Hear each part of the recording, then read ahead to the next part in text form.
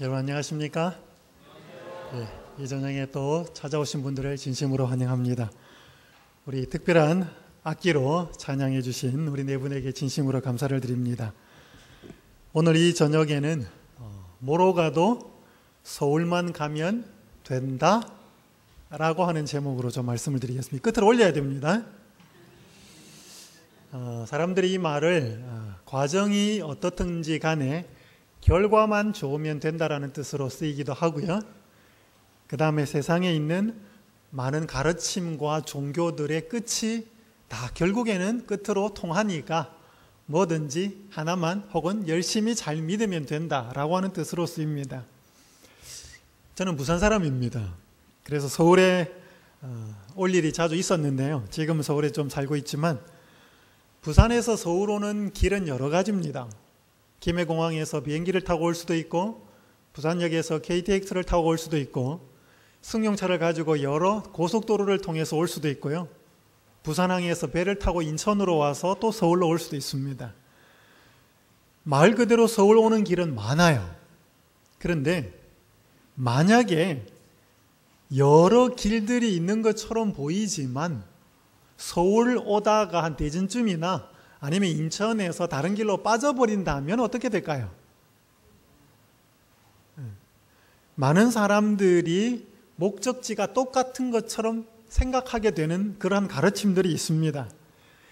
이 속담은 서울 가는 길을 찾아갈 때는 쓰는 혹 통할지 모르겠지만 이 말은 세상에 존재하는 가르침과 신앙 혹은 종교들이 끝이 결국에는 같다라는 말로 쓰이는 것은 약간 좀 문제가 있습니다.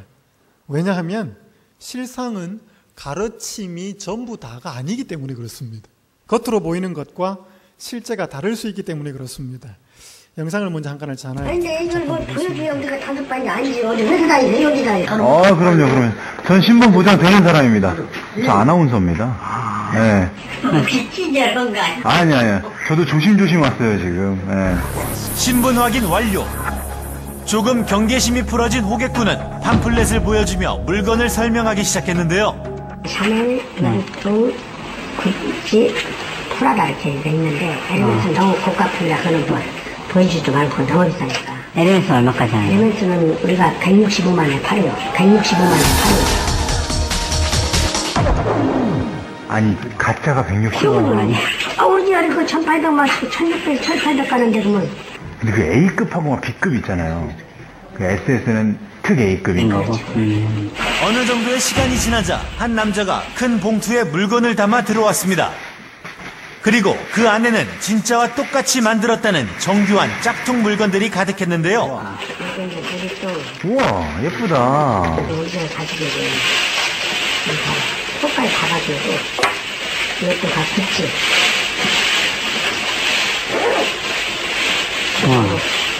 다른 거는 가죽이 아닌가 봐. 오리지널 가죽. 오, 불 안 터네요, 진짜. 가죽은 안 타지. 오리지널 가죽. 똑같이 다 가지고. 불을 붙여 보이며 진짜 가죽임을 설명한 데 이어 이번엔 가짜 보증서까지 보여줬는데요. 진짜라고 여길 만큼 똑같이 따라 만들어낸 그 모습이 놀라웠습니다. 우리나라 위조품 시장의 규모가 27조나 된다 그럽니다. 세계 10위권입니다. 여러분, 가짜가 있다는 것은 진짜가 있다는 뜻입니다. 맞습니까? 진짜가 있기 때문에 가짜가 만들어지는 것입니다. 명품에 대한 짝퉁, 가짜도 있지만 진리에 대한 짝퉁, 가짜도 있습니다.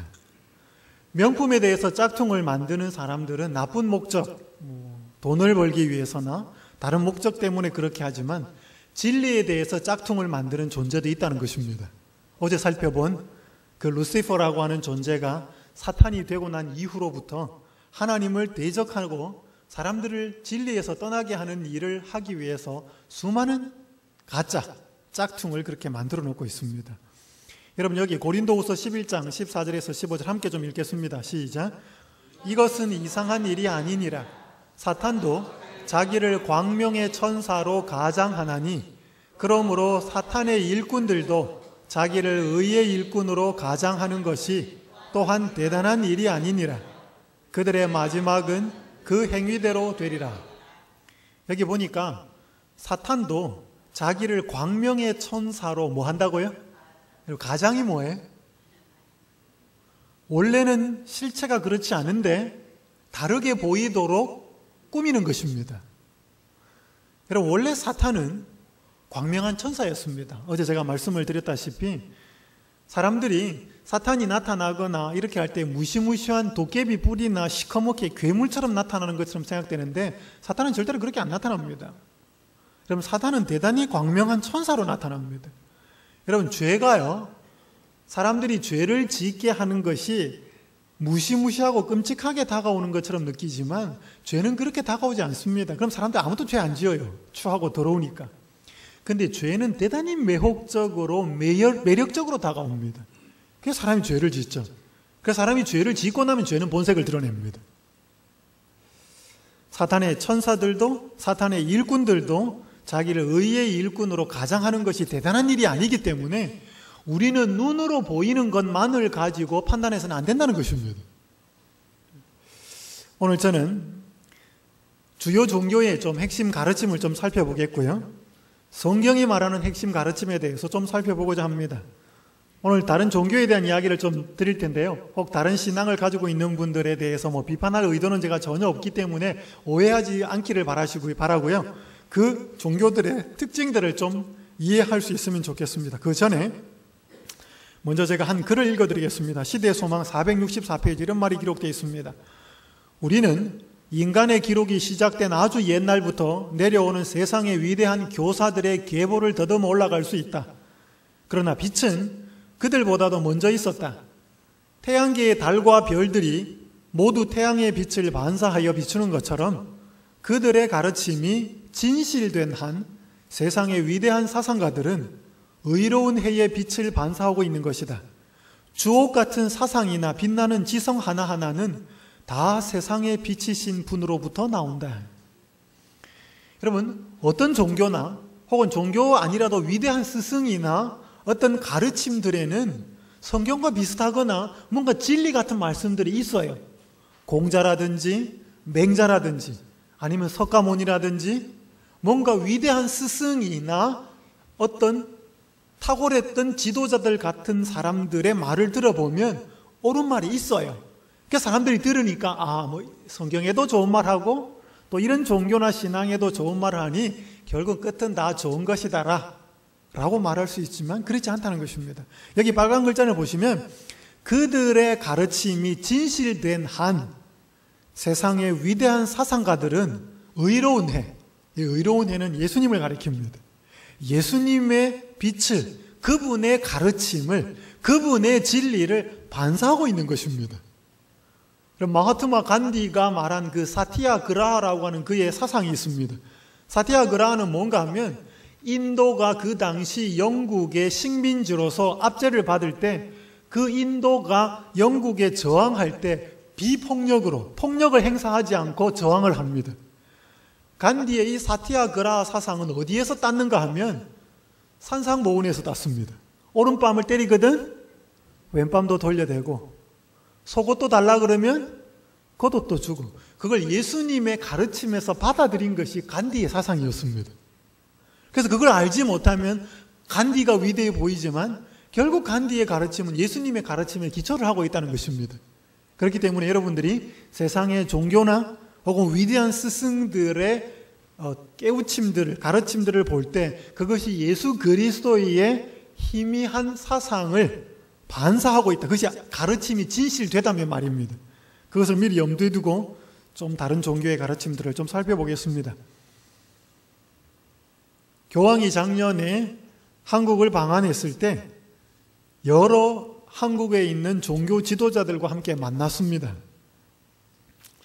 종교 통합 운동을 이루어가는 이제 천주교의 하나의 과정인데요.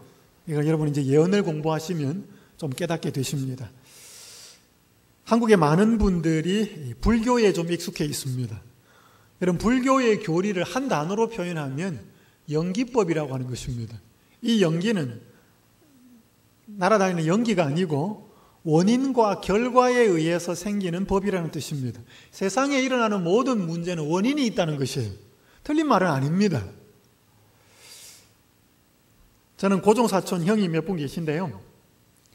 그 막내 고종사촌 형이 대단히 똑똑했습니다. 한국에서 제일 좋은 대학을 졸업했고 회사도 좋은 곳을 취직해서 다녔습니다. 근데 그 형은 그 회사를 오래 다니지 않고 나왔습니다. 그러다가 또 공부를 해가지고 한의대를 들어갔어요. 그래서 그 졸업을 하고 한의사를 하면 참 좋을 것 같았는데 또 한의사도 하지 않고 그렇게 좀 막 방황을 했습니다. 그리고 나서 얼마 전에는 미국으로 이민을 갔고요. 그 큰 고모 아들이었는데 그 고모의 이야기를 들어보면 그 형이 미국에 가서 출가를 해서 스님이 되었다라고 하는 이야기를 듣게 되었습니다.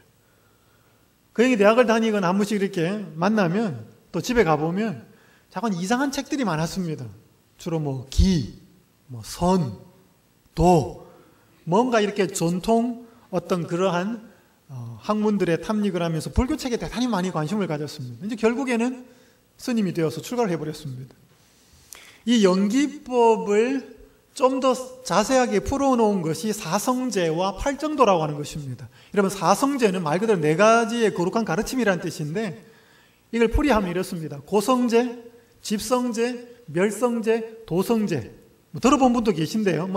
뭐라도 됩니다. 하지만 앞 글자를 따면 고집멸도 이렇게 됩니다. 그게 뭔가 하면, 고성제는 뭔가 하면 이 세상에 존재하는 삶은 고통이라는 것입니다. 원인이 뭐냐? 그건 결과거든요. 원인은 뭐냐? 집성제라는 것입니다. 이 집은 뭔가 하면 모일 집자입니다. 그래서 여러분이 시집 혹은 논문집 할 때 이 집자가 모아놓은 거거든요. 그래서 집은 모아졌다는 것입니다. 뭐가 모아졌는가 하면 욕심. 욕심이 모아져서 고통이 생긴 것입니다. 이게 원인이고, 이 결과고 원인이고요. 그 다음에 고집멸, 이게 멸해야 되는 것입니다. 그러면 도성제, 도의 경지에 이른다. 불교적인 용어로 하면 니르반, 열반의 경지에 들어가는 것이 이 불교입니다. 그러니까 불교는 한마디로 도 닦는 종교입니다. 고집멸도. 이걸 이루는 방법이 8가지, 팔정도, 바른 생각, 바른 사상, 바른 말, 뭐 이런 것들. 여러분, 우리가 바르게 안다고 해서 바르게 살 수 있는 것은 또 아니에요. 여러분, 성질 부리는 거, 화내는 거 나쁜 거예요, 아니에요? 아니에요? 나쁜 거 맞아요? 근데 화내는 것이 나쁜 것이라고 잘 알고 있다고 해서 화가 안 나요? 우리가 바르게 사는 것을 안다고 해서 그렇게 살 수 있는 게 아니에요. 우리는 그렇게 살 수 있는 힘이 필요하지 이론이 필요한 게 아니거든요. 제가 전체를 나중에 좀 요약을 하겠습니다. 이슬람교는 이만과 이바다라고 하는 것이 교리의 특징입니다. 이만은 6가지 믿음이고 이바다는 5가지 행동인데, 이 이만은 6가지 믿는 믿음이 있는데 알라를 믿습니다. 그 다음에 천사를 믿고요. 그 다음에 꾸란, 경전을 믿고 예언자들을 믿습니다. 그 알라의 예언자가 마호메시죠. 그 중에 한 명이. 그 다음에 마지막 심판을 믿고, 마지막 6번째는 운명론입니다. 여러분, 이슬람교를 가진 신앙은 전부 다 운명론입니다. 자기의 의지와 상관없이 모든 것이 알라의 뜻에 의해서 정해져 있습니다. 이들의 행동 기준이 5가지인데요. 하루 5번씩 기도하고, 신앙 고백을 하고, 금식하고, 그게 라마단이라고 들어보셨을 겁니다. 그 다음에 하지라고 하는 성지순례. 그 다음에 요즘 하나가 추가되었습니다. 지하드. 한번 들어보셨죠? 그죠? IS. TV에 이렇게 뉴스에 보면 복면하고 와가지고 주로 이제 총 들고 자살 폭탄 테러 같은 것들을 하는 그 성전, 지하드라고 하는데, 비이슬람권 세력에 대하여 이슬람권의 세력을 보존하기 위해서 수단과 방법을 가리지 않는 전쟁 내지는 싸움을 지하드라 그럽니다. 그것이 요즘에는 이바다에 들어가 있습니다. 그래서 이슬람교의 교리는 6가지 믿음과 6가지 행동으로 규범되어 있습니다. 그러나 이것도 역시 운명론입니다. 역시 자기의 행동으로서 무언가 이루어야 한다는 것이 포함되어 있습니다. 힌두교는요, 한국에는 이 힌두교인들이 그렇게 많지는 않지만 카르마라고 하는 것과 다르마라고 하는 것이 힌두교의 가르침의 핵심인데, 카르마는 업입니다. 우리 요즘 여러분들이 쓰는 업보. 이것이 이제 불교에 들어오면서 윤회사상과 맞물리는데 원래 불교는 윤회사상이 없어요. 윤회사상은 힌두교의 종교입니다. 그래서 다르마라고는 법이 있는데 이 다르마를 잘 지켜서 좋은 카르마, 업을 쌓으면 다음 세상에 좋은 사람으로 태어난다는 것이 힌두교의 가르침이고요. 그렇지 못하면 비천한 사람으로 태어난다는 것이 가르침입니다. 여러분, 지금은 힌두교에서 없어졌지만 카스트 제도라고 하는 신분 제도가 있습니다. 브라만 이렇게 신분 계층이 가는데 그 네 신분에 들어가지 못하는 신분을 불가촉천민이라 그럽니다. 마지막 5번째 계층인데 제가 이 사람들에 관한 책을 하나 읽었습니다. 이 나렌드라 다자부라고 하는 인도의 유명한 경제학자, 다음에 차기 인도의 대통령 후보감으로 거론이 되는 이 사람이 쓴 책인데요. 이 사람은 불가촉천민이었습니다. 그러니까 공부도 안 시켜요. 근데 이 사람은 공부를 했어요. 해가지고 똑똑한 사람이 되었는데 이 사람이 이제 그 불가촉천민들의 삶을 쓴 걸 보니까 참 기가 차요. 꼬마들이 불가촉천민입니다. 이 친구들은 주로 시체를 치우거나 아주 이제 인도에서 사람들이 하지 않는 직업을 갖고 있습니다. 어린아이들이, 불가촉천민의 아이들이 지나다닐 때 허리춤에 조그만 빗자루 하나씩을 차고 다녀요. 그래서 자기가 밟고 지나간 땅이 더러워졌다고 이 허리춤에 있는 빗자루를 가지고 자기가 지나간 땅을 쓸고 다녀야 하는 그런 서글픈 이야기들이 거기 기록이 되어 있습니다. 그럼에도 불구하고 그 사람들은 아무도 불평과 원망을 하지 않아요. 왜 그런지 아십니까? 전생에 자기가 나쁜 카르마를 쌓았기 때문에 당연히 이렇게 태어났다는 거예요. 그러니까 지금 내가 좋은 카르마를 쌓아야 다음 세상에는 더 높은 데 위치한 신분의 사람으로 태어난다고 그냥 그대로 받아들이는 것입니다. 역시 이게 숙명론이고 운명론이에요. 유교는 종교라고 하기보다는 가르침입니다. 수기치인 혹은 수신제가 치국평천하. 수기라는 말은 자기를 다스린다는 말이고요. 그 다음에 치인, 사람들을 통치한다는 말인데 유교는 일반 사람들에게 통용되는 거라기보다는 통치하는 사람, 정치인들에게 해당되는 가르침이에요. 나를 먼저 다스려야 다른 사람들을 다스릴 수 있다는. 그래서 수기하는 사람을 군자라 그러고 그렇게 하지 못하는 사람을 소인배라 그럽니다. 어쨌든 간에 여기에 세상에 종교하는 여러 더 많은 종교들이 있지만 공통점이 있습니다. 여러분 이 빨간 글자 함께 좀 읽겠습니다. 시작.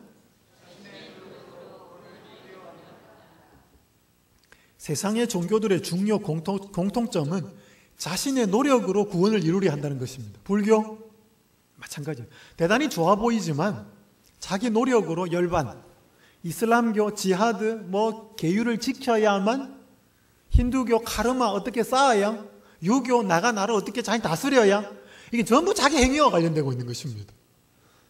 시대소망 35페이지 이렇게 기록합니다. 사람이 자신의 행위로 자신을 구원할 수 있다고 하는 원칙은 모든 이방인의 종교의 기초에 놓여 있다. 그래서 세상에 존재하는 모든 종교들은요, 가르침들은 내가 뭔가 이루어야, 내가 내 스스로를 어떻게 선하게 살아야 뭔가 아름다운 삶이 존재한다 이겁니다. 결과가. 근데 그게 실제로 안 된다는 것입니다. 여러분 한 초등학교에 나온 시험 문제입니다. 결심한 마음이 사흘을 가지 못하고 곧 느슨하게 풀어져 버리는 걸 무엇이라고 할까요? 그죠? 다 아십니다. 그죠? 한 친구가 답을 이렇게 달았습니다. 작은 삼촌. 작은 삼촌입니다. 이 초등학교 실제로 있었던 한 친구의 답이 이랬어요. 아마 이 꼬마 아이가 작은 삼촌하고 같이 살았던 것 같아요. 집에. 그래서 그 작은 삼촌이 내가 이제 한번 해보겠습니다. 결심을 하니까 가만 보니까 삼촌이 며칠을 안 가요? 사흘. 그게 늘 여러 번 반복되었기 때문에 결심한 마음이 사흘을 가지 못하고 곧 느슨하게 풀어져 버린 걸 뭐라고 할까요? 그러니까 이 친구가 작은 삼촌. 여러분 아까 제가 말씀드렸다시피 우리가 바르게 살아야 하는 것을 안다고 해서 그렇게 사라지는 건 아니라는 것입니다. 그렇게 살 수 있는 힘이 우리에게는 부족해요. 만약에 우리가 생각하고 마음먹은 대로 올바로 살 수 있다면 이런 속담이 왜 나오겠습니까? 자, 여러분, 사람이 선을 행할 수 있을까요? 여러분, 사람이 선을 행할 수 있을까요? 대답을 안 하시네요. 함께 읽겠습니다. 예레미야 13장 23절 시작. 구스인이 그 피부를, 표범이 그 반점을 변할 수 있느냐? 할 수 있을진데 악에 익숙한 너희도 선을 행할 수 있으리라. 이 구스인은 에티오피아인이라고 영어 성경에 나와 있습니다. 여러분, 흑인이 피부를 바꿀 수 있어요? 표범이 그 얼룩덜룩한 무늬 반점을 변할 수 있어요? 할 수 있으면, 그죠? 할 수 있을진데 악에 익숙한 너희도 선을 행할 수 있으리라. 할 수 있단 말이에요? 없단 말이에요? 없단 말이에요. 여러분, 우리는요, 돈은 벌 수 있습니다. 높은 자리는 올라갈 수 있어요. 우리는 이 세상에 떵떵거리며 살 수는 있습니다. 근데요, 우린 선을 못해요. 근데 사람들 생각합니다. 사람 선을 행할 수 있는데요? 우리가 하는 선은 이런 겁니다. 함께 읽겠습니다. 마태복음 5장 46절 시작. 너희가 너희를 사랑하는 자를 사랑하면 무슨 상이 있으리요? 그러니까 우리가 하는 사랑은 우리한테 잘해주는 사람한테도 우리가 사랑하는 거예요. 맞습니까? 우리한테 친절하고 성질 안 부리는 사람한테도 우리는 잘해요. 성질 부리는 사람한테는요, 우리 똑같이 성질 부리거나 그럴 만한 힘이 안 되면 뭐예요? 뒷담화합니다. 그죠? 그 앞에서는 못하고. 우리는 선을 행하거나 사랑을 할 수가 없습니다. 여기 보십시오. 실물교훈 352페이지. 몇 사람에게만 친절을 베푸는 사랑은 사랑이 아니고 뭐다? 동의하십니까? 여러분, 몇 사람에게만 친절을 베푸는 사랑은 사랑이 아니고요, 이기주의예요. 우린 다 그렇게 살아요. 맞습니까? 네. 그러면 성경에서 말하는 사랑은 뭘까요? 내가 너희를 사랑한 것 같이 너희도 서로 사랑하라. 이게 하나밖에 없어요, 여러분.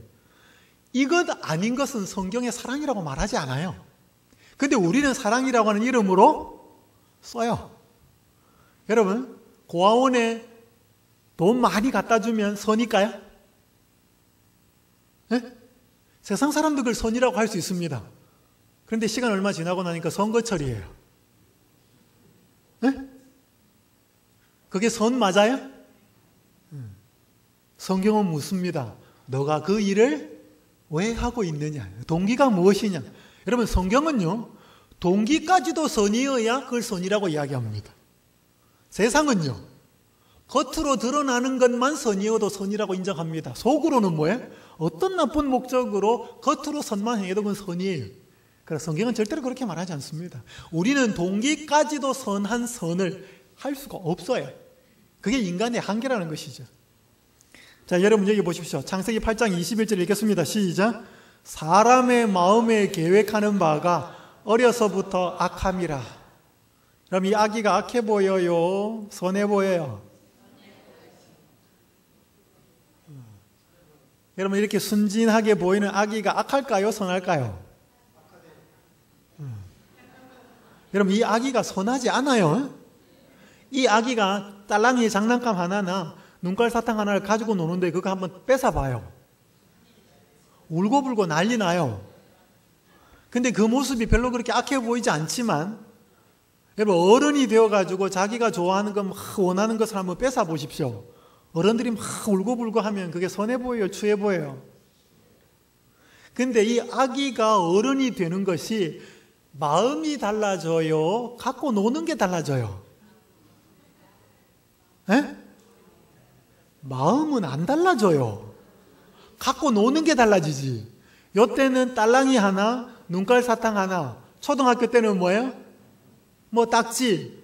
중학생 이렇게 되면 뭐예요? 나이키, 최신형 스마트폰, 노스페이스. 이렇게 하다가 뭐예요? 어른 되면, 어른은 딸랑이나 장난감 때문에 울지 않거든요. 집, 주식, 돈, 명예, 자리, 이런 것이 주어지지 않을 때 울고불고 난리 나는 거지요. 여러분, 어린 아기도 이렇게 합니까? 이렇게 해요? 이렇게 해요? 줘요? 가져요? 어린 아기도 다 이거예요. 어른은요? 똑같아요. 체면 보고 좀 이렇게 주지.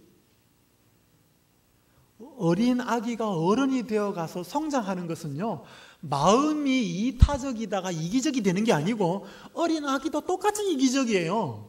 그런데 갖고 노는 장난감이 눈깔사탕 하나 때문에 얘는 귀여워 보이는 거지요. 사람은 어린 아기나 어른이나 똑같이 이기적입니다. 맞습니까? 성경이 그렇게 이야기하잖아요. 또 이렇게 한번 읽어볼까요? 산상복음 21페이지 시작. 사람의 마음은 날 때부터 냉랭하고 어둡고 사랑이 없다. 여러분, 우리는 자꾸 착각 속에 빠져 있기 때문에 예수님을 찾지 않아요. 왜요? 내가 사랑할 수 있다고 생각하거든요. 그러니까 우리는 예수님을 찾지 않아요. 아니요, 우리는 절대로 사랑할 수 없습니다. 제가 아까 말씀드렸다시피 우리한테 잘해주는 사람한테 나도 잘해주고 친절하게 하고 사랑하는 건 사랑 아닙니다. 그거는 세상에 어떤 악인도 그렇게 할 수 있습니다.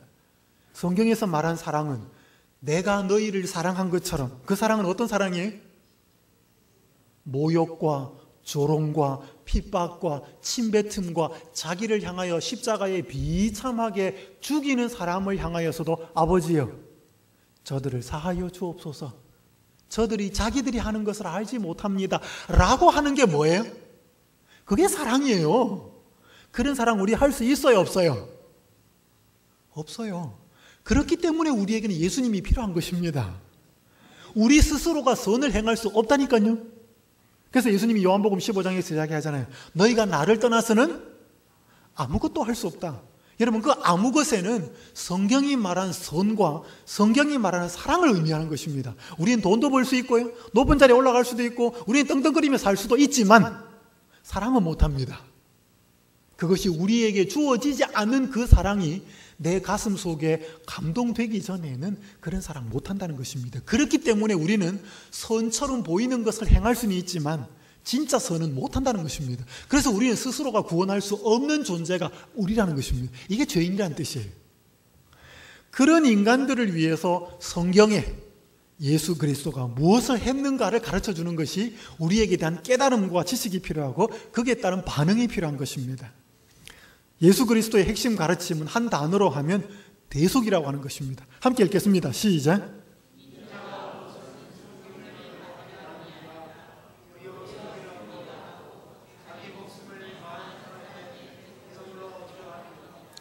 혹시 이 자리에 계신 우리 어른들이 자녀를 키우면서 너 공부 열심히 해가지고 다른 사람을 섬기며 살아라, 그렇게 가르치시는 분 계셔요?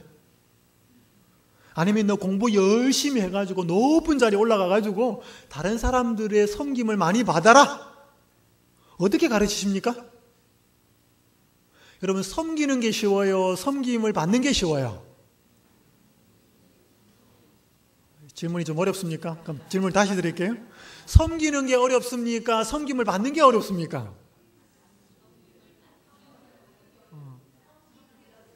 섬기는 게 훨씬 어려워요. 여러분, 예수님이 이 땅에 오신 것은 섬기기 위해서 오셨습니다. 여러분, 이런 신이 있어요? 여러분, 그리스 로마 신화에 한번 보십시오. 그 당시에 가장 철학이 뛰어났다고 하는 그 철학자들의 시대에 신들이 어때요? 여러분, 그리스 로마 신화에 나오는 신들의 모습이 어때요? 우리보다는 능력이 엄청나요, 그죠? 그런데 그들의 성격이나 성품이 어때요? 수준이 대단히 이기적이에요. 그들이 그려낼 수 있는 신들이 그 이상은 안 나온다 이 말입니다. 왜? 인간들 자기가 그러니까.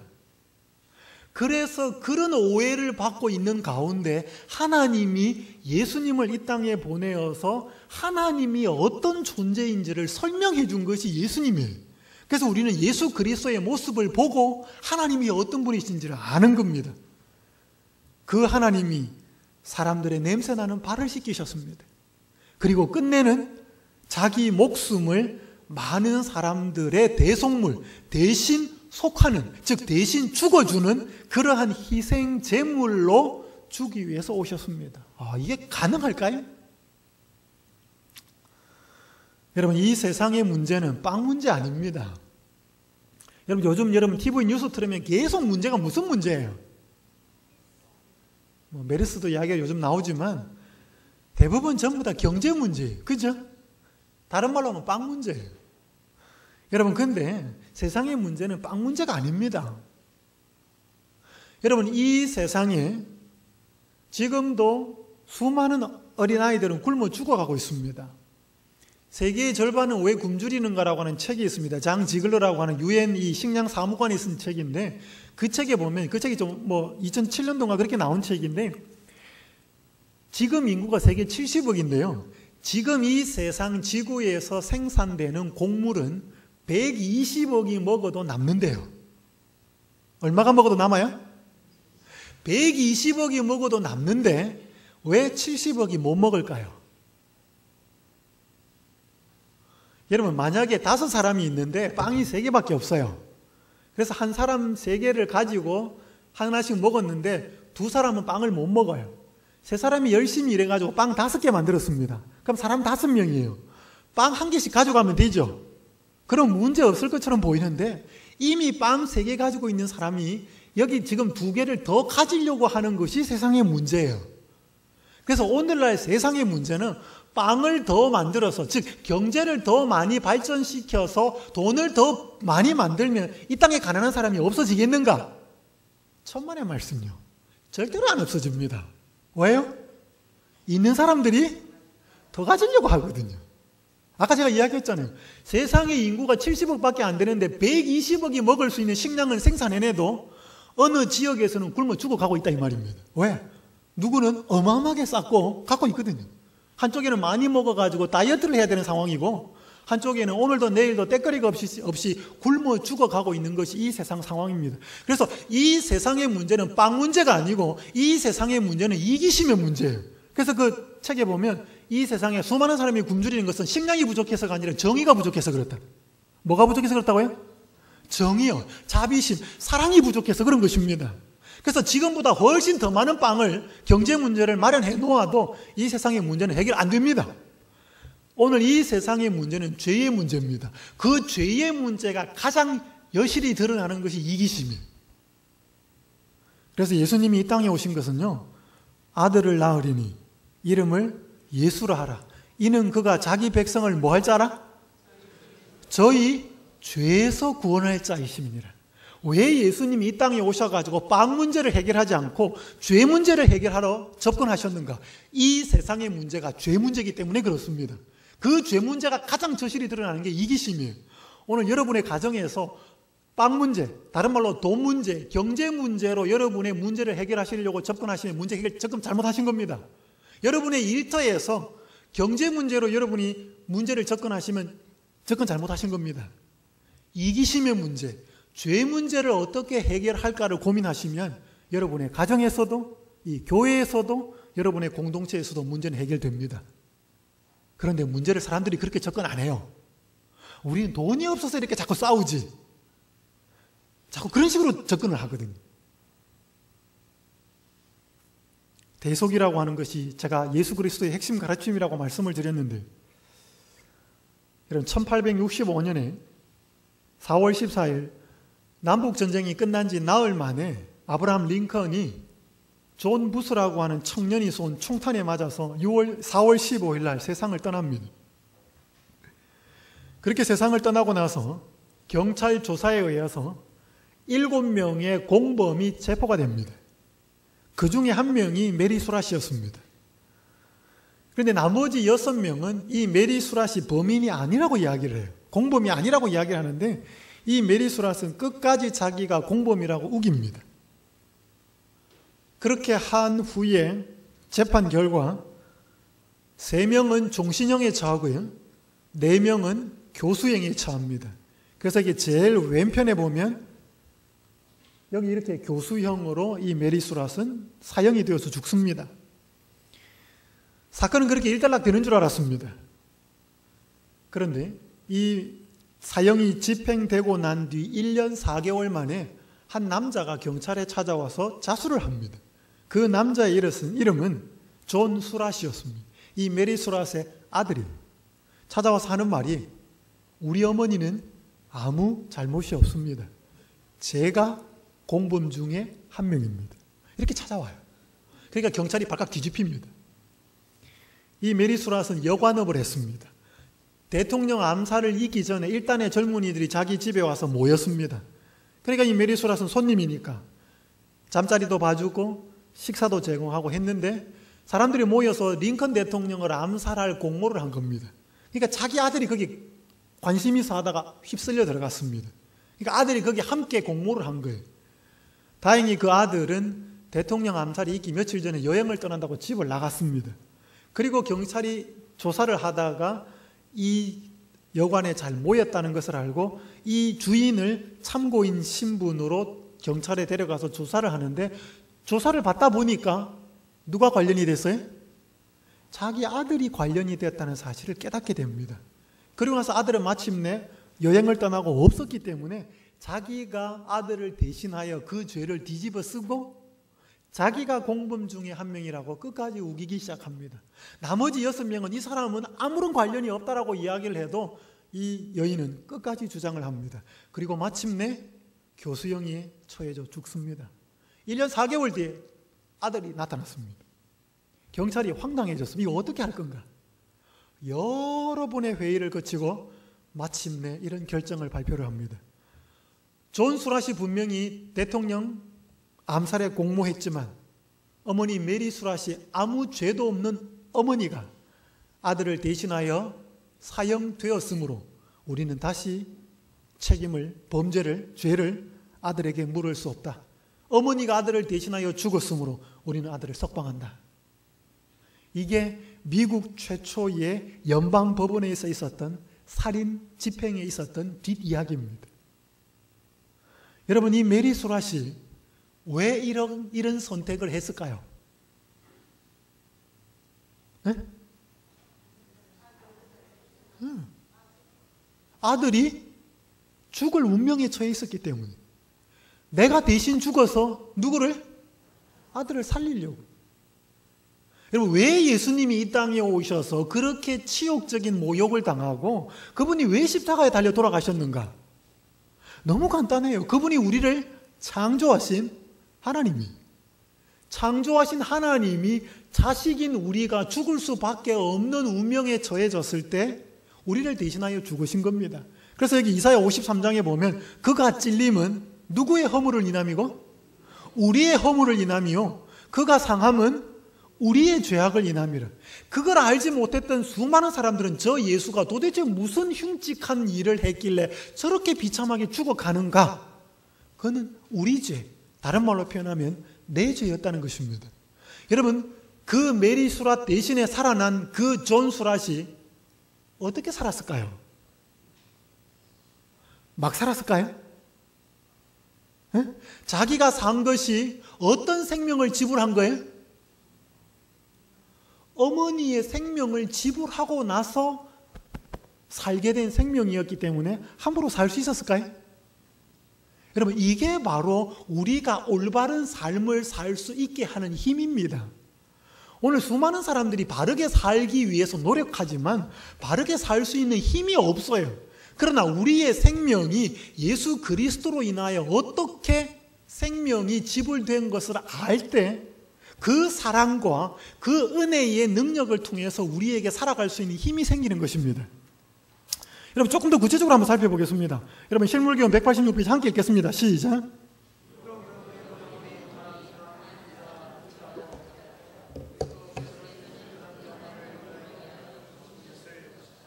여러분, 이 말씀 믿습니까? 비록 잃어버린 영혼이 단 한 사람뿐이라 할지라도 그리스도께서는 그 한 영혼을 위하여 죽으셨을 것이다. 믿습니까? 여러분, 이 사진이 어떤 사진이에요? 하와가 선악과를 먹고 아담에게 가지고 온 겁니다. 여러분, 하와가 선악과를 먹으면 죽는다는 이야기를 누구한테 들었을까요? 네? 하나님한테 안 들었습니다. 하나님한테 들을 때는 여기 있었죠. 옆구리에. 하와가 선악과를 먹으면 죽는다는 이야기를 남자에게 들었습니다. 남편에게. 맞습니까? 그래서 이 여자가 먹고 여보하고 갖고 왔을 때 뭐예요? 남자는 이 여자가 죽는다는 걸 알았습니다. 그거 왜 먹었을까요? 이 여자 없으면? 맞아요. 그렇게 해서 먹었습니다. 멋있습니까? 근데 끝은 안 멋있습니다. 자, 만약이라고 하는 것은 별로 필요가 없지만 질문 하나 드리겠습니다. 만약 남자가, 아담이 여자가 가지고 온 선악과를 안 먹었으면 어떻게 됐을까요? 세상가? 맞습니다. 하나님이 새로운 여자를 만들어줬을 거예요. 그런 말이 예언의 있어요. 갈비뼈 많잖아요. 또 하나 뽑으면 되니까요. 자, 남자가 먹지 않았다면 아담에게, 즉 인류에게는 문제가 없습니다. 왜? 새로운 생명이 탄생이 되는 데는 아담에게 문제가 생기지 않았기 때문에. 그러면 이 세상에는 누구 혼자 죽게 돼? 하와.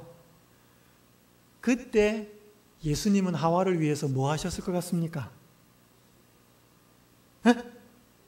그게 이 말이에요. 비록 잃어버린 영혼이 단 한 사람뿐이라 할지라도 그리스도께서는 그 한 영혼을 위하여 죽으셨을 것이다. 여러분, 이 세상의 인구가 70억이 되고 수많은 인구가 되기 때문에 예수님이 십자가에 달려 돌아가신 게 아닙니다. 예수님과 우리의 관계는 1대1이에요. 이 세상에 어떤 사람이 한 명도 없이 나 혼자만 죽게 되었을지라도 예수님은 나를 위해 돌아가셨을 겁니다. 믿습니까? 여러분, 이 세상에 어떤 아무도 없는 상황에서도 수많은 사람이 있어도 여러분, 우리가 하나님께 기도하면요, 우리만 기도하는 것처럼 예수님은 우리 귀를 기울이십니다.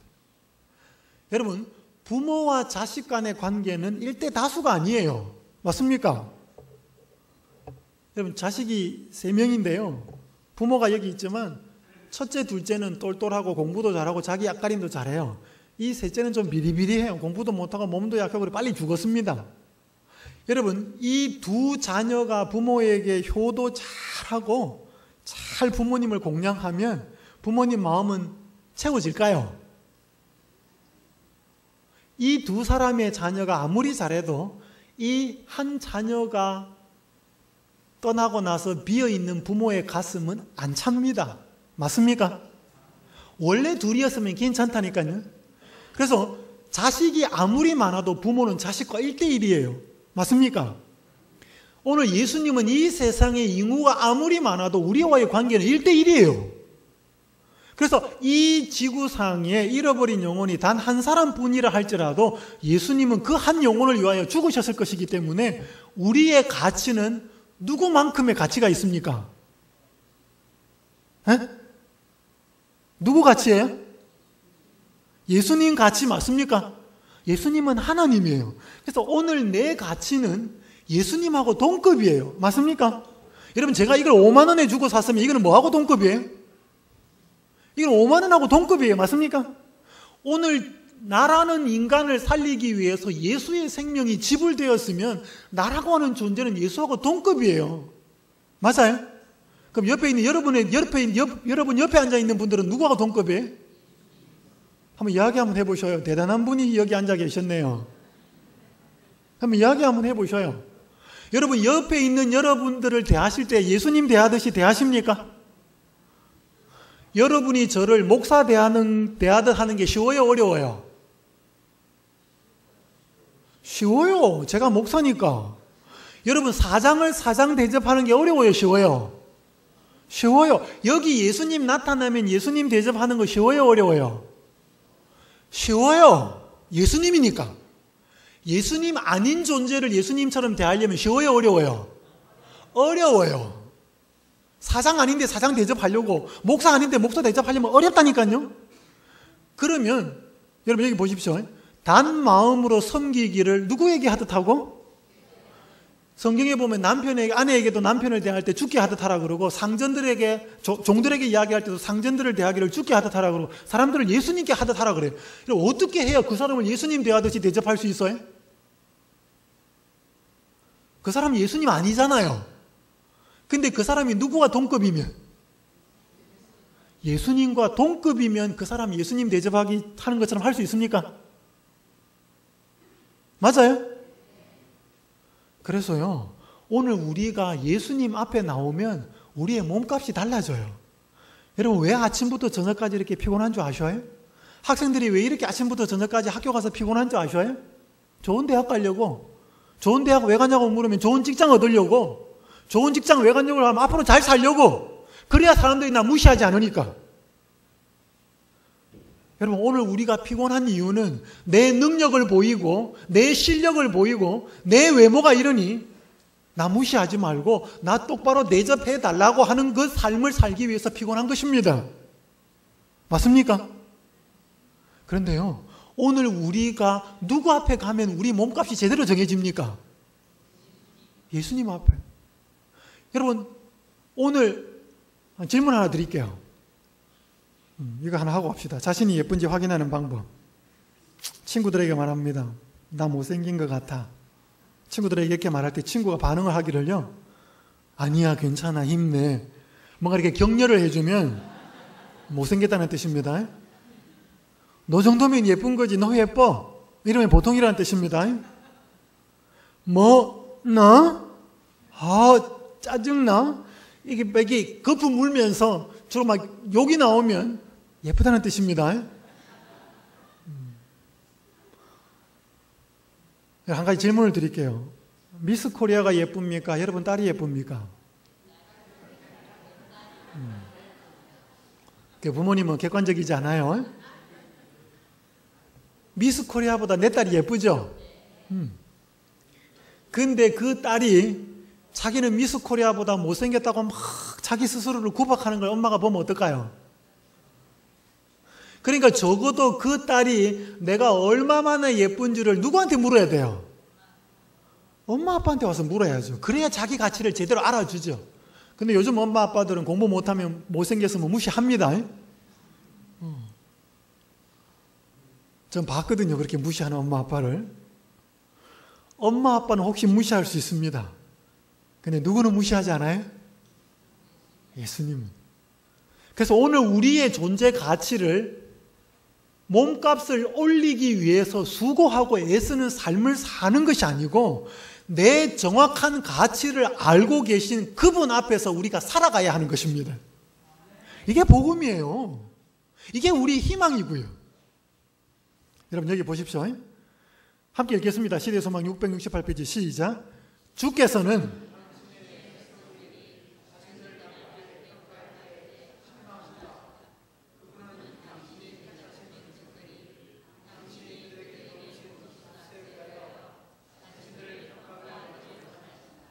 여러분의 자녀가요, 여러분 보는 앞에서 머리 막 확 집어가면서 공부도 못하고 몸도 뚱뚱하고 얼굴도 못생겼고 아이고 바보 같은, 여러분을 앞에서 자기 자신을 학대하는 모습을 보면 어떨까요?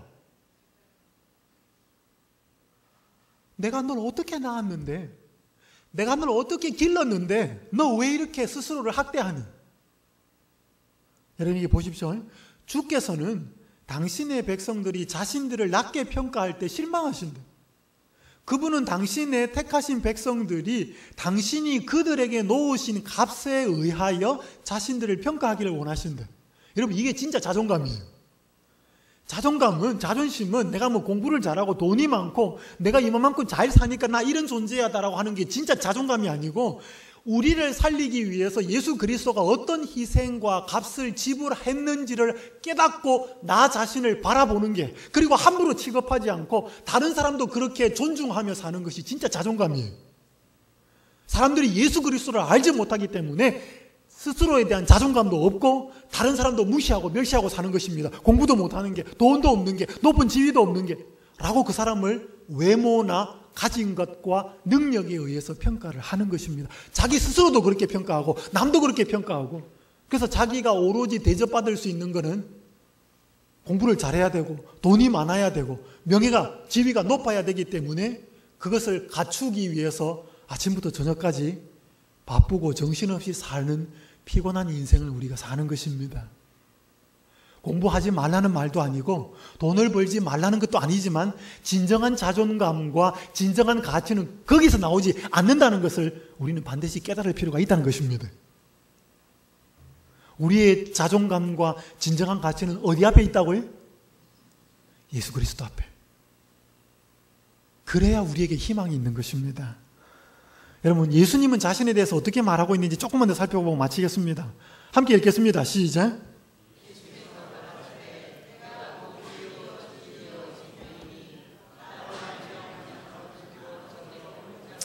여러분, 이기적인 존재가 내가 곧 길이요 진리요 생명이라고 말하면 거들떠도 보지 마십시오. 그런데 전혀 이타적인 존재, 자기의 목숨을 인간의 구원을 위해 기꺼이 내어주는 이타적이고 사랑이신 그분이 말씀하기 때문에 이 말은 진리예요. 내가 곧 길이다. 그분이 왜 길인가?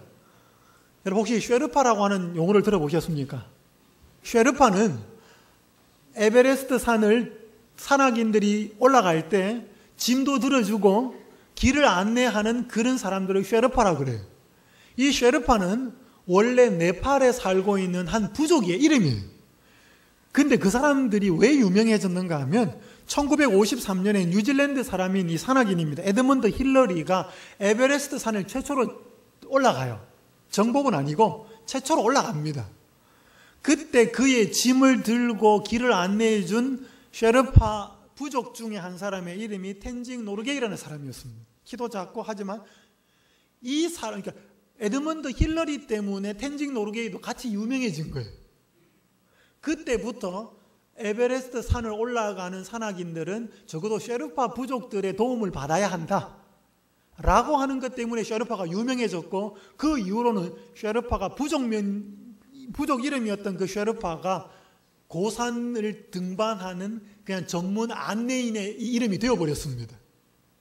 여러분, 왜 쉐르파가 그 에베레스트 산의 수많은 14가지의 그 봉우리들을 점령한 올라가는데 안내자가 될 수 있었을까요? 거기 사는 사람들이, 이 사람들은 아침에 만나가 약속 정할 때 우리 해발 4,000m에서 만나서 점심 먹자 이렇게 약속하는 사람들이, 그러니까 심폐기능이라든지 그 구조에 대해서 대단히 잘 아는 사람들이, 그러니까 가이드가 될 수 있었던 것입니다. 맞습니까? 왜 예수님이 길이라 그래? 아버지께로 인도하는 길이라 그래? 그분이 태생이, 그분의 존재 자체가 어디에서 시해? 그는 근본 하나님의 본체시나, 그분이 하늘에 계신 분이에요. 그분이 특별한 이유 때문에 사람의 모양을 입고 이 땅에 오셨기 때문에 그분은 하늘이 어떤 곳인 줄 알고 그 하늘을 어떻게 가야 하는지를 아는 분이에요. 마치 쉐르파가 에베레스트 산 거기에서 태어났기 때문에 거기를 올라가려고 하는 사람들의 가이드가 될 수 있는 것은 그곳 지리와 상황을 잘 알기 때문에 가이드가 될 수 있는 것처럼, 예수님은 하늘의 근본 하나님이시지만 인간이 되어 이 땅에 오셨기 때문에 다시 이 인간들을 하나님 아버지께로 인도하는 길이 될 수 있다는 것입니다. 맞습니까? 자, 그래서 예수님은 이 땅에 태어날 때도 특별하게 태어났어요.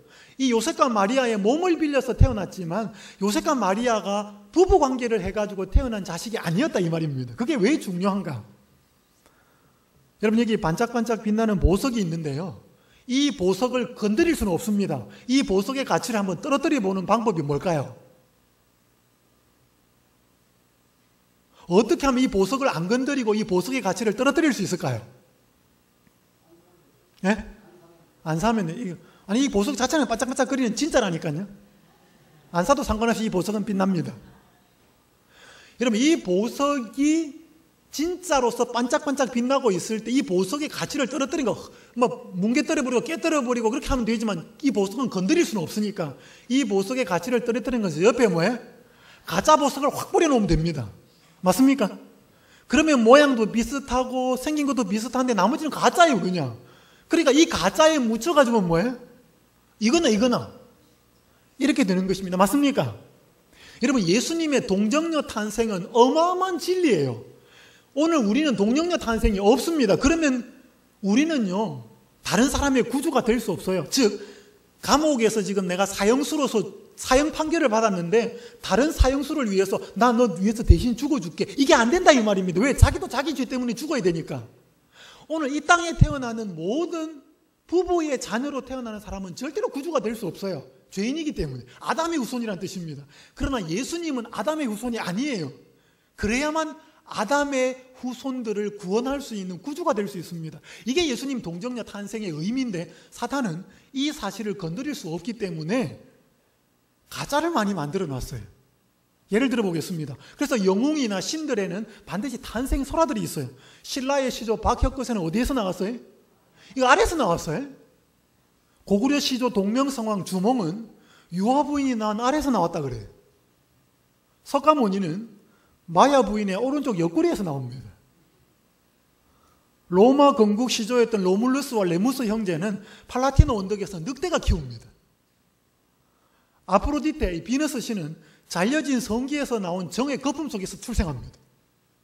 희한한 신화들을 만들어 놓아요.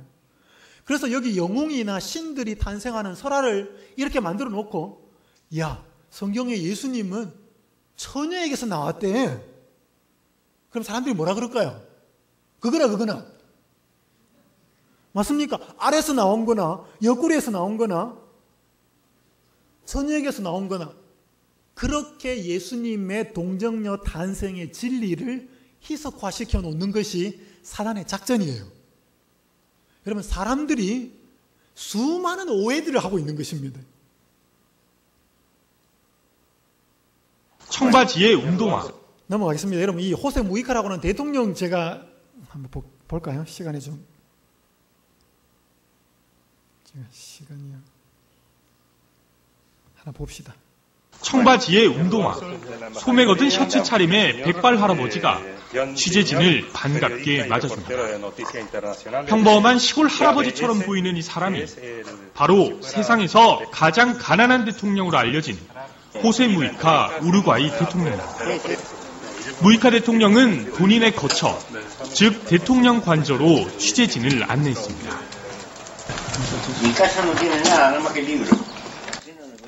방 하나, 부엌 하나에 거실 딸린 1층짜리 집. 조명 장비를 설치할 곳도 없을 만큼 비좁은 이곳이 바로 대통령 관저입니다. 오래된 안방 침대엔 아침에 갈아입은 옷이 그대로 올려져 있고, 이 사람이 대통령인데, 우루과이 대통령인데, 제가 영상을 좀 잘랐습니다. 올해 2월 달에 5년간의 우루과이 대통령을 마치고 나왔는데, 이분은 대통령 관저에 들어가지 않고 그냥 대통령 당선되기 전에 살았던 집에서 그대로 5년간을 살았어요. 경호원도 없습니다. 방 한 칸, 부엌 한 칸, 요리도 자기가 직접 해먹고 농사도 짓고, 그 유기견 한 마리 데리고 키우는데 그 유기견 밥도 자기가 주고, 이 사람 월급이 1,300만 원인데 130만 원만 자기가 쓰고 나머지 90%는 가난한 사람들 집 짓는데 다 기부합니다. 이 사람이 지금 세계에 알려지면 알려질수록 수많은 사람들의 존경과 찬탄을 받아요. 원래 뭔데? 대통령인데 대통령이 누려야 할 신분의 삶을 다 거부하고 보통 사람처럼 가난하고 청빈하게 사는 삶이 존경이 되는 것입니다. 여러분, 대통령이 이 정도의 존경을 받는다면 온 우주의 창조자이시면서도 이 땅에 초라한 갈릴리 나사렛에 인간으로 오셔서 인간의 냄새나는 발을 씻기고 섬기면서 인간을 위해서 그렇게 모욕을 당하고 돌아가신 예수님은 얼마나 더 찬탄을 받아야 될까요? 그래서 사람들은 마땅히 이 호세 무이카 이런 대통령은 존중하면서 예수님은 그 가치를 모르는 것입니다. 여러분, 여기 지금 킹 사이즈 베드라고 나와 있는데요. 여러분, 집에 침대 있죠, 그죠? 혼자 자는 침대를 싱글 베드라 그럽니다. 두 사람 자는 베드를 더블 베드라 그러고요. 더블 베드보다 조금 큰 게 퀸 사이즈입니다. 진짜 큰 거는 킹 사이즈, 제일 큰 겁니다. 우리나라에는 거의 없어요. 제가 작년에 미국 집회를 가서 한 목사님 댁에서 머무르는데 그 목사님 댁에서 킹 사이즈 침대를 봤어요.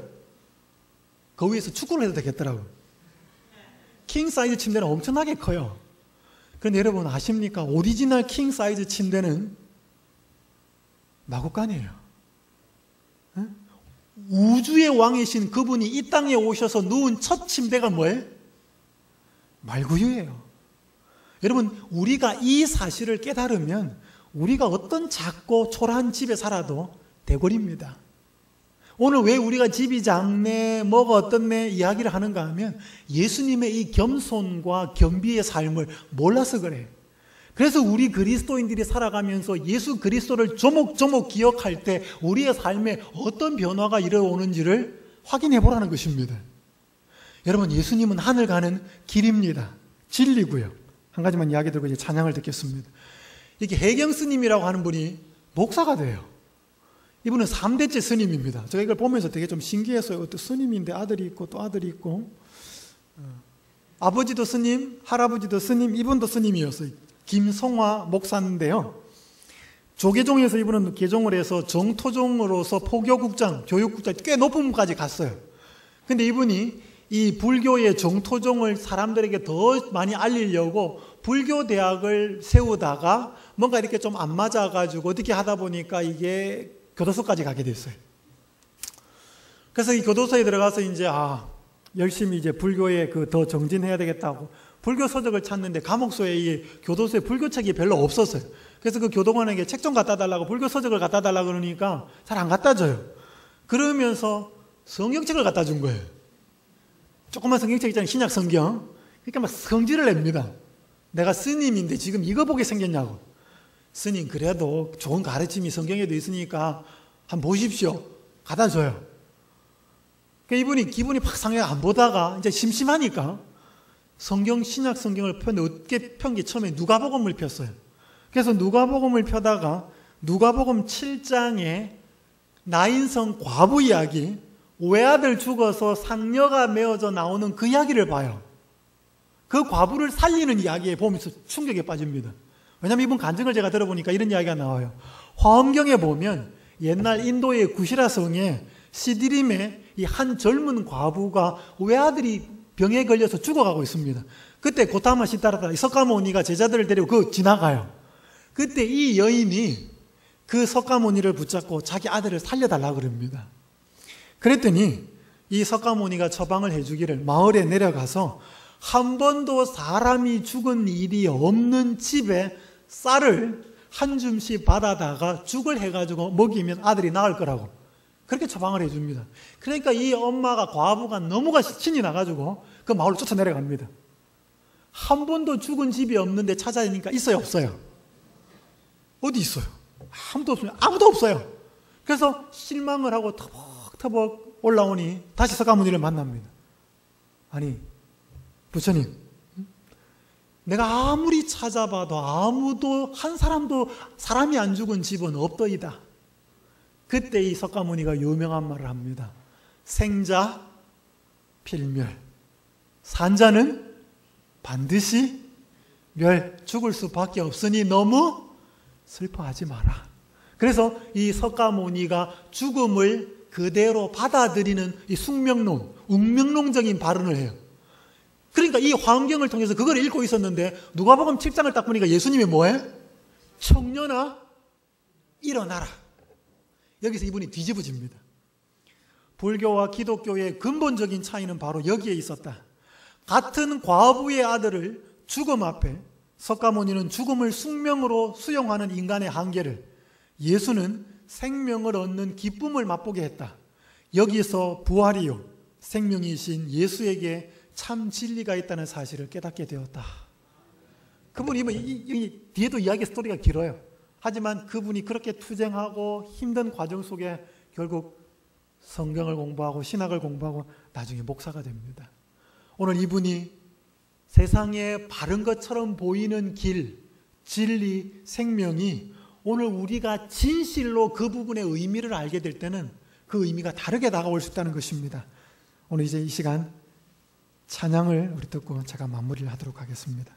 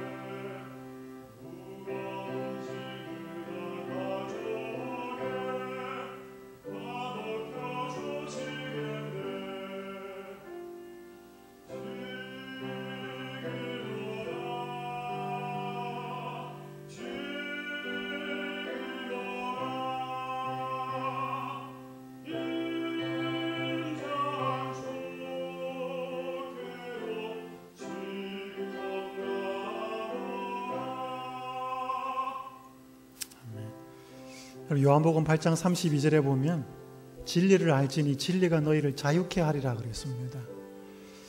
많은 사람들이 진리를 하나의 이론으로 알고 있습니다. 하나님과 완전한 조화가 지배하는 그리스도의 마음에는 완전한 평화가 있었다. 그분께서는 칭찬을 받음으로 의기양양해지거나 비난이나 실망으로 인하여 의기소침해지지 않으셨다. 여러분, 우리 몸은 자유합니다. 그러나 여러분, 마음도 자유하십니까? 누군가가 우리를 비난이나 멸시를 하면 우리 마음이 자유롭습니까? 우린 자유롭지 않아요. 불편해요. 누가 우리를 높여주고 인정해주면 우리는 얼마나 우쭐해하는지 모릅니다. 예수님은 절대 그렇지 않으셨습니다. 여러분, 2009년 12월 18일에 제임스 베인이라고 하는 54세의 남자가 35년간 억울한 옥살이를 하고 출소했습니다. 얼마요? 35일이 아니고 35개월이 아니고 35년입니다. 19살이던 1974년에 9살 난 소년을 유괴해서 성폭행한 혐의로 종신형을 선고받습니다. 그는 무죄를 주장했지만 DNA 검사를 요청했지만 번번이 묵살이 됩니다.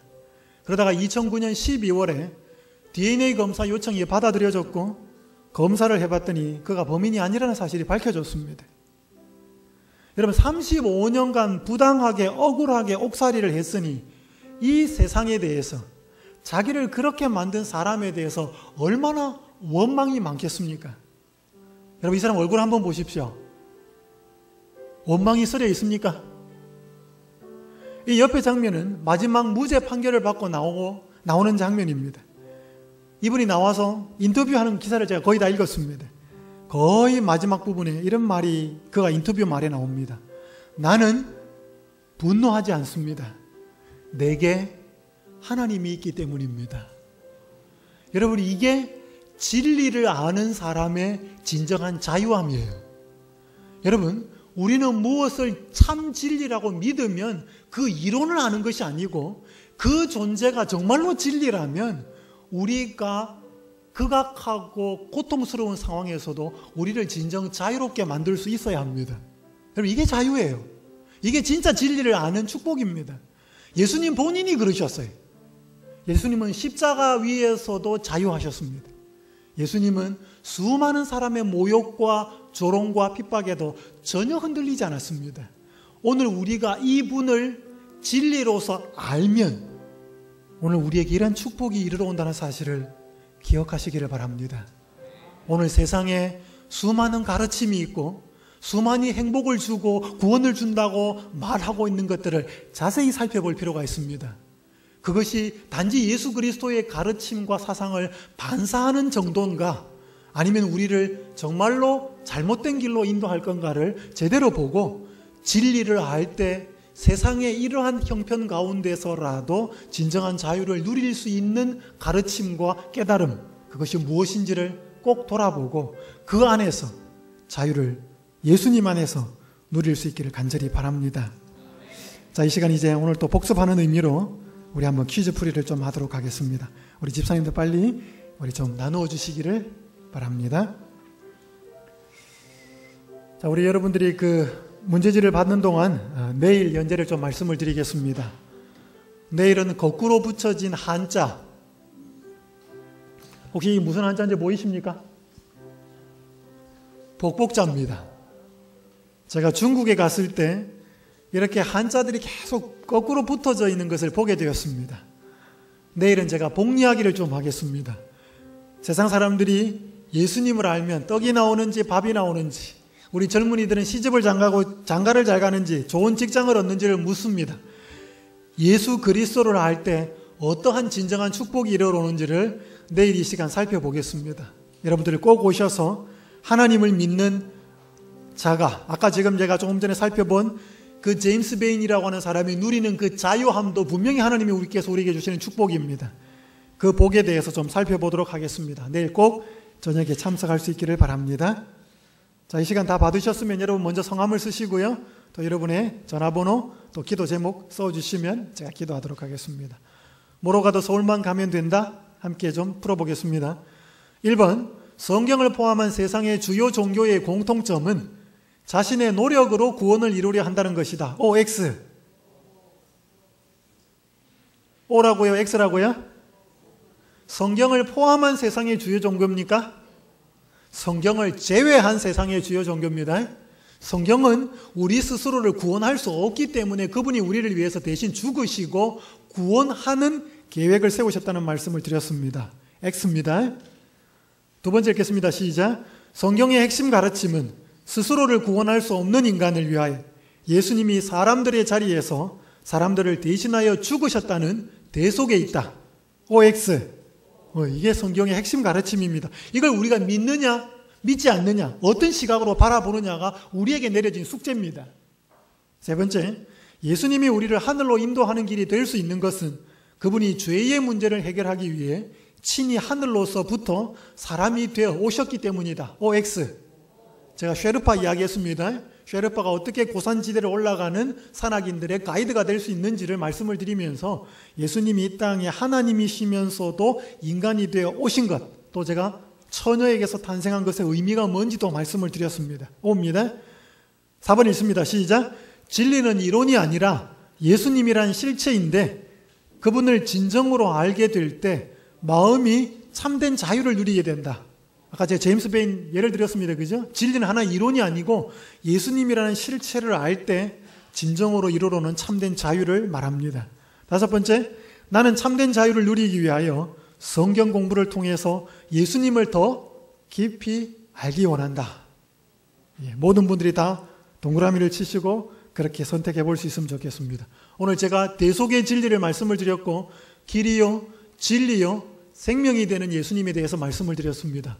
우리가 이분을 진짜 만나고 선택하여서 내 생활 속에 경험해 보실 때 그 가치를 깨닫게 됩니다. 이 자리에 오신 우리 교우님들은 더 이 진리에, 또 이 자리에서 이제 예수님을 알아가는 분들은 이 예수님을 선택함으로 진정한 진리, 진정한 생명을 얻게 되는 축복이 이르러오기를 간절히 바랍니다. 기도하겠습니다. 하늘에 계신 아버지 하나님, 명품에 대한 짝퉁, 가짜가 존재하듯이 하늘 가는 길이요 진리요 생명이신 진정한 깨달음과 가치에 대하여 사탄이 지금도 수많은 가짜들을 만들어 놓고 있는 현실을 보게 됩니다. 아버지 하나님, 왜 예수님이 길이신지, 왜 예수님이 진리이신지, 왜 예수님이 생명이신지를 생각해보고 고민해보고 정말로 그러한지를 묻고 성경을 보고 세상의 가르침들을 보면서 진정으로 예수님이 나를 위해 어떤 일을 행하셨는지를 깊이 돌아보게 하여 주시옵소서. 저희는 저희를 사랑하는 사람만 사랑하고 저희에게 부드럽고 친절하게 하는 사람에게만 저희들도 친절하게 하는 지극히 이기적인 존재인 것을 다시금 고백합니다. 아버지 하나님, 이런 이기적인 저희들을 위하여 온전히 모욕과 치욕을 당하심으로 친히 십자가에 달려 돌아가심으로 우리의 가치, 우리의 생명을 새롭게 하신 것을 인하여 감사합니다. 그 예수님 앞에 날마다 서게 하셔서 우리가 얼마나 가치 있고 소중한 존재인지를 날마다 기억하며 살아가게 하여 주시옵소서. 이번 기회에 돈이나 명예나 권력이나 자리나 소유의 우리의 희망이 아니라 우리를 이렇게 가치 있게 새롭게 만드신 이분 앞에서 진정한 희망을 받는, 발견하는 축복된 시간이 되도록 인도하여 주시옵소서. 예수님의 이름으로 간절히 기도드립니다. 아멘. 안녕히 돌아가시고요. 또 내일 밤 이 자리에서 뵙도록 하겠습니다. 우리 여러분 문제풀이 하신 것은 우리 이렇게 어깨띠를 두르신 집사님들에게 내어주시고 우리 또 안녕히 돌아가시고요. 내일 저녁에 뵙겠습니다. 감사합니다.